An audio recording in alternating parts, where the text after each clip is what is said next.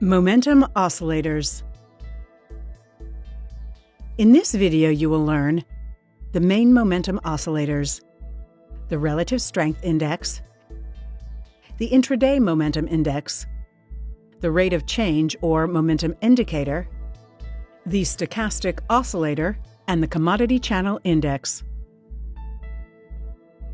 Momentum refers to the velocity or rate of change of a security's price. Momentum indicators are referred to as oscillators because they oscillate above and below the equilibrium line. All momentum indicators compare price changes from a period to another. These indicators measure whether a rising trend is accelerating or decelerating, or whether prices are declining at a faster or slower pace. The relative strength index, also known as RSI, is a popular momentum oscillator that was developed by J. Wells Wilder and featured in his 1978 book, New Concepts in Technical Trading Systems. RSI compares the average price change of the bullish bars with the average change of the bearish bars of a security. The RSI is calculated using the following formula, with U representing up days and D representing down days. An up day is a day where the close is higher than the previous day's close. A down day is a day where the close is lower than the previous day's close. The default parameters, as suggested by Wilder, is 14 periods, although some traders alter it to change the sensitivity of the oscillator. RSI fluctuates between 0 and 100 with its equilibrium level at 50. As RSI goes above 50, upward momentum increases.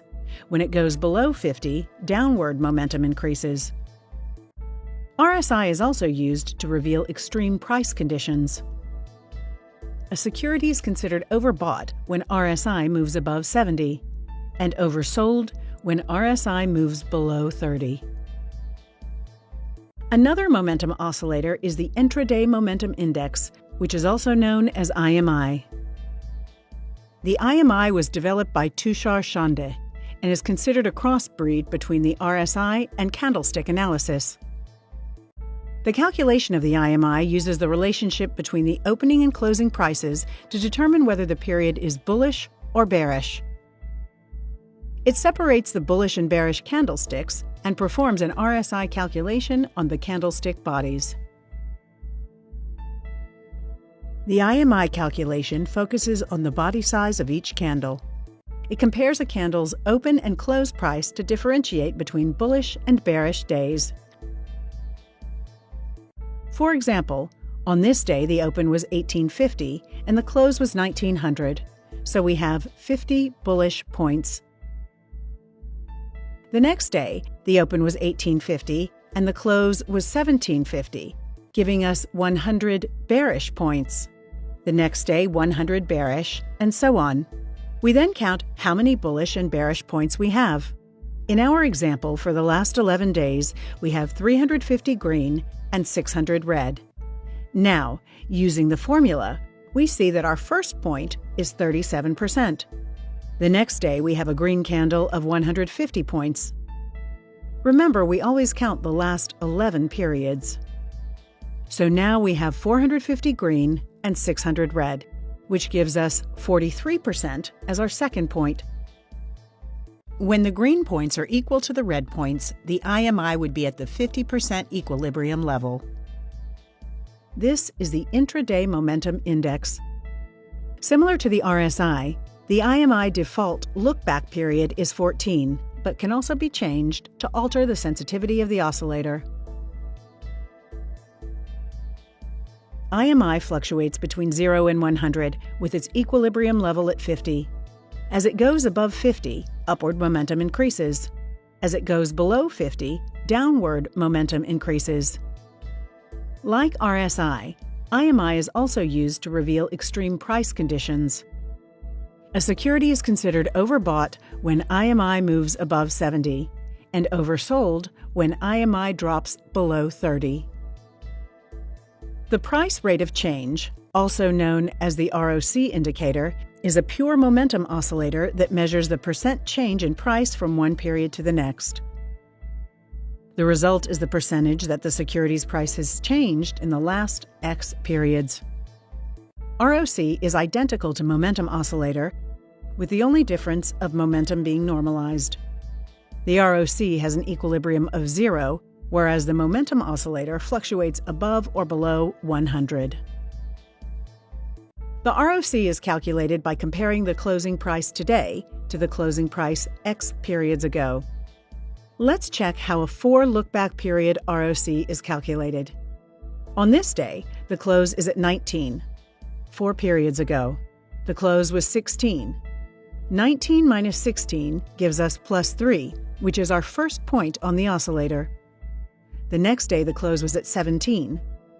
4 periods ago, the close was also 17. So 0 is our next point. The next day, the close is 16. 4 periods ago, it was 18. So the next point is minus 2, and so on. The default setting look-back period for the ROC is 21, representing 1 month. The first interpretation of the ROC is through the centerline crossover. The ROC fluctuates above or below its equilibrium level at 0. As the advance accelerates, ROC expands into positive territory. As decline accelerates, ROC dives deeper into negative territory. ROC is also used to reveal extreme price conditions. Traders can visually identify levels that caused previous turning points. These levels are then used to identify future overbought and oversold areas. The stochastic oscillator is another popular momentum indicator developed in the late 1950s by George C. Lane. It compares the security's closing price relative to its price range over a given time. The stochastic oscillator does not follow price, it does not follow volume, but rather follows the speed or momentum of prices. The formula for calculating the stochastic is as follows: current close minus lowest low of a given period divided by the range of the given period times 100. Let's check how a 5-period stochastic is calculated. In our example, the lowest low of the last 5 candles is at 10, and the highest high at 20, and the current close is 15. Putting these numbers in the formula gives us our first point at 50%. The next day, the close is at 17.5, taking us to 75%. When the close is at 20, then the current close and highest high are the same, giving us 100%. This plot is known as the fast stochastic. Because fast %K is choppy and sharp, it can be replaced with the slow %K, which is a smoothed X-period simple moving average of the fast %K. In order to get signals, we add to the %K the %D line, which is an X-period simple moving average of the slow %K. The default look-back setting for the stochastic oscillator is 5 for fast %K, 3 for %D, 3 for slow %K. Stochastic oscillator fluctuates between 0 and 100. Readings above 80 indicate that the price is near its high for the given period. Readings below 20 indicate that price is near its low for the given period. As a bound oscillator, it is used to reveal extreme price conditions. A security is considered overbought when %K moves above 80 and oversold when %K drops below 20.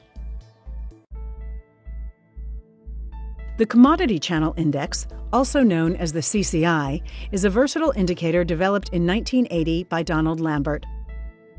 It can be used to identify the beginning of a new trend or warn of extreme conditions. The CCI was originally developed to identify cyclical turns in commodities, but the indicator can be successfully applied to other asset classes. CCI measures the current price level relative to an average price over a given period of time. We start by finding the typical price, which is the average of the high, low, and close. To calculate the CCI now, we subtract the 20-period simple moving average of the typical price from each period's typical price and divide the results by the constant times the mean deviation. The constant is by default 0.015, and the mean deviation is calculated as follows.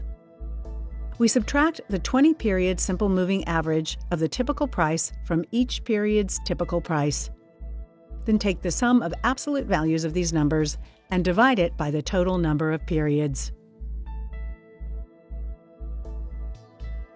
The default look-back setting for the CCI oscillator is 20 periods. Lambert set the constant at 0.015 to ensure that approximately 70 to 80% of CCI values would fall between -100 and 100. The CCI fluctuates above and below the zero level. Surges above 100 reflect strength and can signal the start of an uptrend. Plunges below -100 reflect weakness and can signal the start of a downtrend. Chartists can look for overbought or oversold conditions around plus or minus 200. However, since CCI is an unbound oscillator, extreme levels may depend on the volatility of the security. In our next video, we will talk about oscillator analysis. Thank you for watching.